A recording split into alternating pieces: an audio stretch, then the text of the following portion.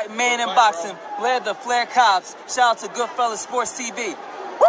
Don't forget to check out our sponsor, The Health Blaze, at thehealthblaze.com. 100% all natural products from lotions, soaps, foot soaks, bath bombs, and much, much more. Use the promo code Goodfella1Boxing. Tell them your boy CJ Goodfella sent you. Get 18% off. We out. All right, let's talk about Taylor and Ramirez viewership. It came out, man. I think the article will tell us where it ranked as far as TV viewership for ESPN. I haven't read it yet, but hey, Taylor Ramirez drew a peak audience of 1.6 million, over 1.6 million people, average over 1.3, over 1.3 million viewers. Keep out of Grodick, so I know it's probably gonna be thorough. It's gonna give us all of that good stuff. But check out the Boxing News playlist. I was in the venue. We was watching the fight in the Virgin Hotel's lobby. It was me, Town, a couple Ramirez people that knew Ramirez. It was dope. I felt like it was better that we was outside the fight, because I had the lobby rocking though.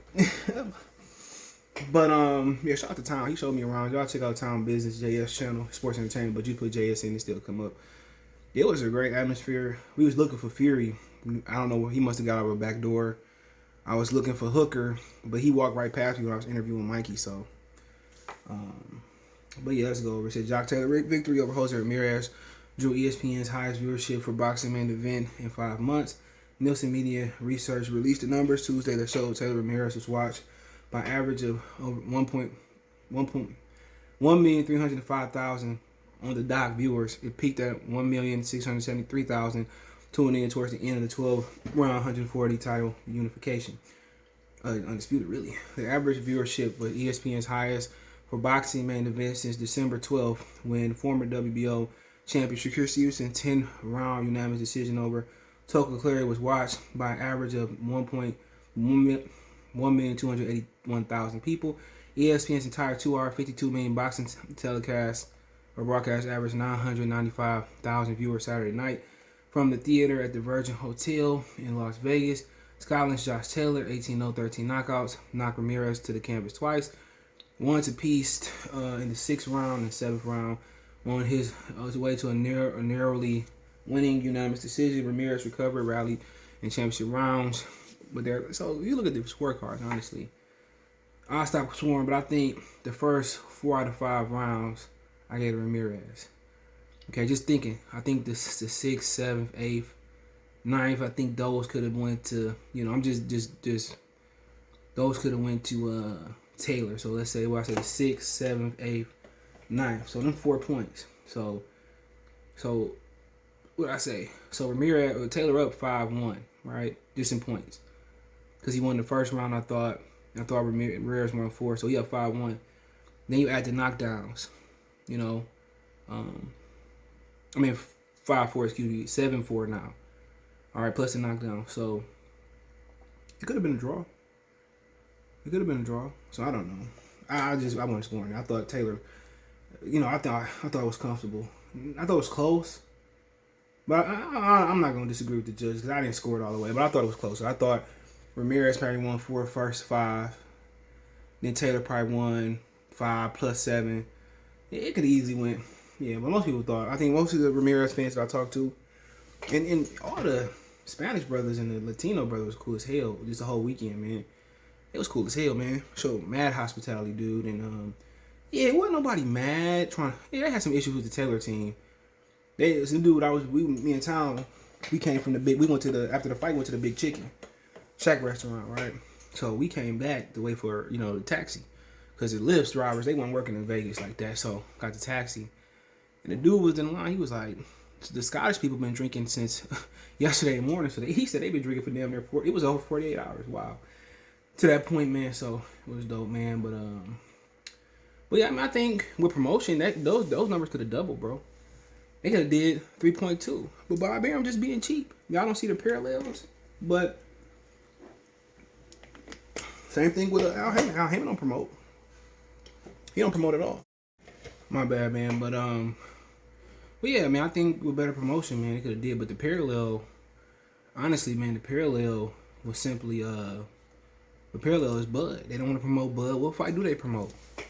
What fighter do Bob Arum like paying? Honestly, what fighter do he like paying? That's why Bob Arum really invested into the smaller weight class, because they ain't got to pay him nothing. You know what I'm saying? They ain't got to pay him nothing. That's why he was always investing into the Gampos, the Juan Lopez's. The only reason he got to the heavyweight division because he seen a way to screw Al Hayden. And a lot of us mad with Al, but it's principles. It's principles. It's principle. Simple as that. It's principles to it as a man. Even in a lot of time in business, you can't really let the emotions get to you, but after a while, a couple people keep going upside your head. You want to fight back. But he didn't promote this fight. Tell me a fight that Bob Arum promoted in the last 10 or 15 years. 10 years to be exact. Remember, 11. What fight he went out there promoted?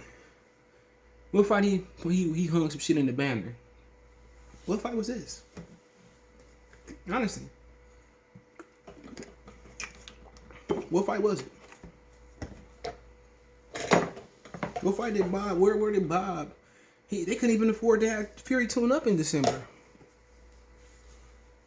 They couldn't even have him. They couldn't afford him to tune up. He can't pay Fury.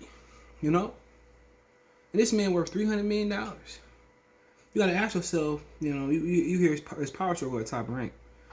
I keep it at that. I learned a lot of shit this weekend that people said, well, I knew boxing was dirty. Shit, I've been watching it since I was a kid. Of course, I knew it was dirty. Okay? I knew it was dirty. But I learned some shit this weekend that, blows your mind. But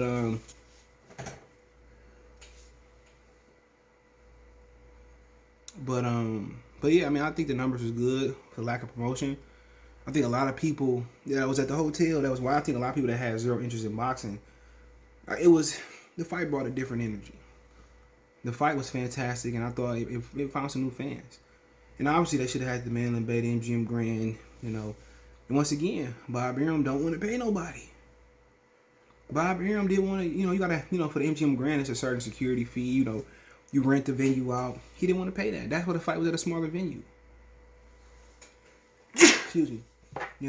He didn't want to spend money to make more money. You gotta actually understand when it changed over to Todd or whoever it's gonna go to, and people think Todd the Buffett stepson. I know his son died a few years ago. I was watching HBO. He was kind of sad. We all would have been sad, but you looking at it, you just, people point out he don't want to promote Tarford. He had issues with Teofimo Lopez, Gamboa, Mikey Garcia, Floyd Mayweather, Oscar De La Hoya, which, he was seen as Oscar's another father, boxing father. So people want to make it a Crawford thing because people don't like Crawford.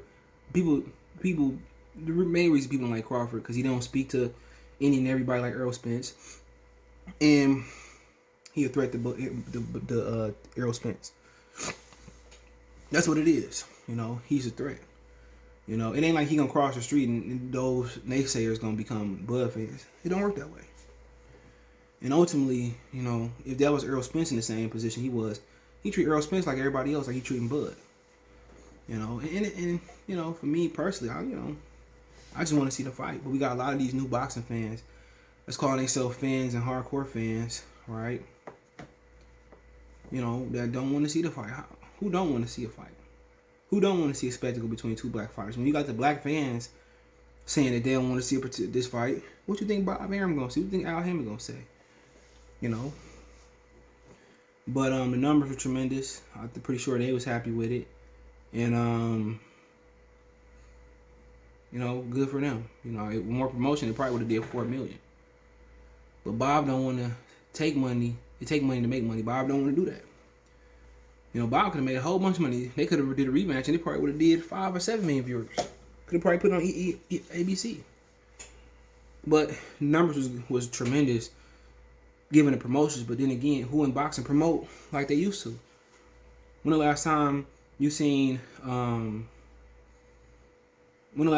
boxer in a Gatorade commercial or any type of commercial? Well, Triple G got to be the last one nationally commercial. But yeah, man, that is what it is, man. And let me know what you guys think. Great numbers for them, especially with the lack of promotion. Don't forget we on Twitter, Facebook, Instagram. I say Twitter, Facebook, Instagram. I'm tired. Got off the plane. Facebook group link in the description. All that's there, man. If you need to reach out, video request, chop it up, whatever, hit me up in the description. Want to make a financial donation? Cash App CJ Good 313. That's in the description. PayPal link in the description as well too. Best way to donate, share the video. Appreciate the love and support. Let me know what you think in the comment section. One time for the one time. Peace.